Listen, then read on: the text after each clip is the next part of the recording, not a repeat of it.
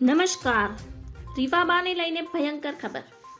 અયોધ્યા ખાતે રામ મંદિરના પ્રાણ પ્રતિષ્ઠાના આમંત્રણનો કોંગ્રેસ દ્વારા અસ્વીકાર કરવામાં આવ્યો હતો, જે બાબતે જામનગરના ધારાસભ્ય રીવાબા જાડેજાએ પ્રતિક્રિયા આપી હતી. તેને લઈ રીવાબા અને આણંદ નયનાબા વચ્ચે ફરી વાકયુદ્ધ શરૂ થયું હતું. રીવાબા જાડેજાએ જણાવ્યું હતું કે પ્રભુની વાત આવે ત્યારે કોઈ રાજનીતિની વાત નથી આવતી. આ કોઈ પાર્ટીનો કાર્યક્રમ નથી. પ્રભુ શ્રી રામ અને કરોડો ભારતવાસીઓને જે આસ્થાનો પ્રસંગ છે, ત્યારે 500 વર્ષથી એક પેન્ડિંગ પ્રશ્ન હતો.